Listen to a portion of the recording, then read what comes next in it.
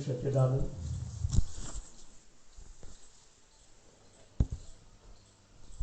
प्रेम का स्वभाव, उनका स्वभाव ही बंटना है, विस्तर्ण होना है।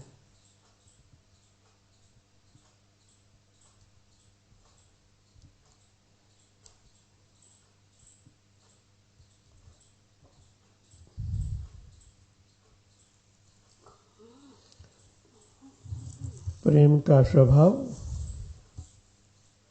बंटना है। मैं फिर से कह रहा हूं, इसलिए यहां थोड़ा ध्यान देना है। पहले भी मैंने कहा था, प्रेम परमात्मा का स्वरूप है।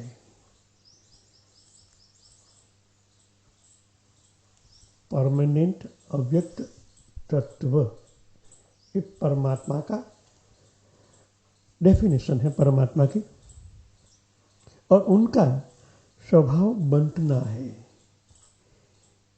यहां हमको समझना है, जो परमात्मा अपने अंदर से खुद को न बंटते तो हमारा अस्तित्व ही न होता। भगवान एक से अनेक हुए हैं, तभी तो हमारा आविर्भाव है, हमारा जन्म है। हमारे परम पिता का स्वभाव बंटना है, विस्तृत होना है। तो वही परम पिता के हम संतान है, हम उनके ही अंश है, तभी तो हमारा भी विस्तृत होता है, हम भी बढ़ते रहते हैं। मगर बिन समझ से अब तक हम शरीर से फैलते थे। वो तो हमने अनुभव किया, हम छोटे बच्चे थे, आज इतने बड़े हो गए, तो हमारा अणु अणु ये शरीर छोटे से लेके बड़ा तक विस्तार हुआ है स्थूल का। इस प्रेम का बंटने का स्वभाव हम भूल गए। जिस तरह हमारा परम पिता बटा तब हम है, हमारा अस्तित्व है, तो यह स्वभाव हमारे अंदर अवतरित होना चाहिए। जो भाव है, जो अंतकरण में प्रेम है, जहां परमात्मा है, ज्योति स्वरूप है। जिस तरह हम बढ़ते, हम फैलते हैं, हमारा शरीर बड़ा होता है, तो अंदर का जो प्रकाश है, अंदर की जो ईश्वरी चेतना है, उसने कहा है अंगुष्ठ प्रमाण ज्योति स्वरूप में तेरे अंदर हूं। कब? जब जन्म होता है। जितना शरीर था, बच्चा कितना होता है? 2.5 किलो 3 किलो, तो उनके अंदर ज्योति भी इतनी थी। अब समझो 3 किलो का ये बॉडी जब 80 किलो की 85 किलो 84 किलो हो गई, तो अंदर की ज्योति भी इतनी फैली, क्योंकि वो ज्योति के प्रकाश से ही ये शरीर चलता है। हम भूल गए परमात्मा भी फैलते हैं, छोटे से बड़ा हो गए हम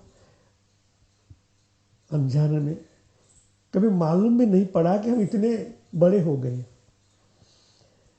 शरीर बड़ा हुआ, ज्योति भी बड़ी हुई, उनका प्रेम बड़ा न हुआ, वो उतना ही रह गया, सिकुड़ा हुआ।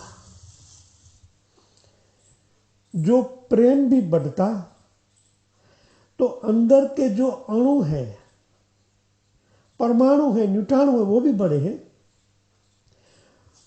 जिस तरह इस ब्रह्मांड आइंस्टाइन के कहने से हिसाब से 1 सेकंड में 74 किलोमीटर बढ़ता है, तो इनके स्केल माप से हमारी बॉडी भी बढ़ती है। यत पिंड तत ब्रह्मांड।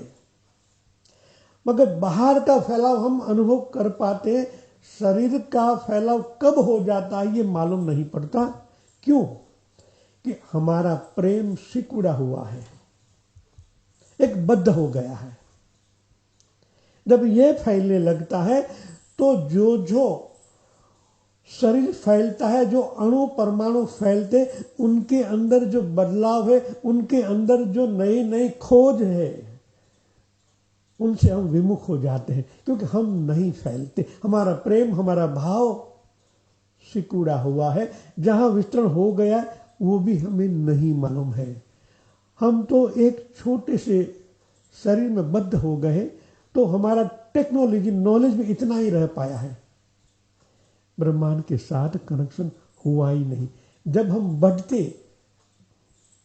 प्रेम बढ़ने लगता, विकर्ण होने लगता, तो जरूर कनेक्शन हमारा सतत उनके साथ होता।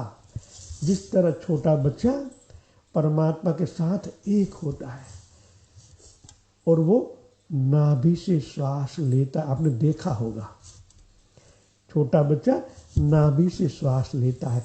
नाभि मूल केंद्र है बच्चे की नाभि और ब्रह्मांड की नाभि, वो एक है। तो जैसे रिधम उनकी एक होती है, तभी कभी बच्चा हंसता है, खिलता है, रोता है, और हम धीरे धीरे सिकुड़े हुए हैं।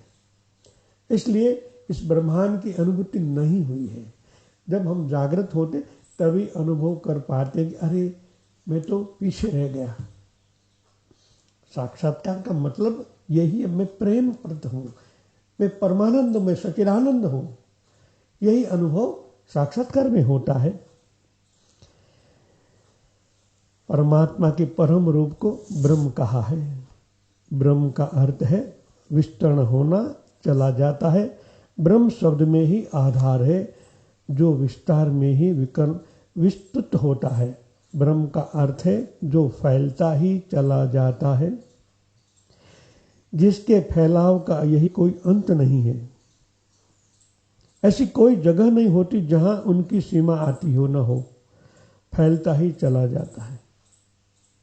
अभी फिजिक्स और ज्योतिष शास्त्र ने, अंतरिक्ष के खोजियों ने भी अभी यही बात आकर इस सदी में कही है कि जो विश्व है वह एक्सपेंडिंग है, विस्तृत होता हुआ है।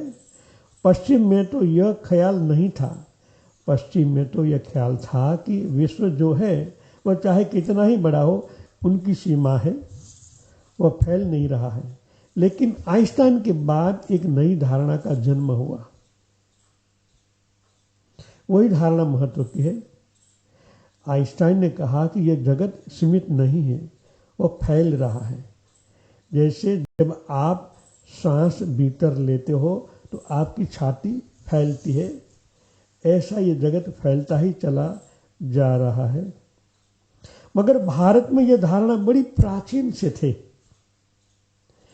हमने तो परम सत्य के लिए ब्रह्म नाम ही दिया है। ब्रह्म का अर्थ है फैलना, चला जाता है।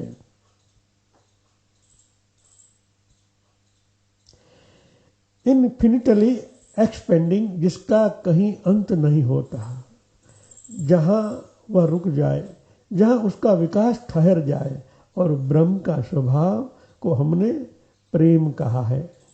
प्रेम विस्तृत होती हुई घटना है, प्रेम ही ब्रह्म है। अब यहाँ हम रुकते हैं और आगे के प्रवचन में जय सच्चिदानंद।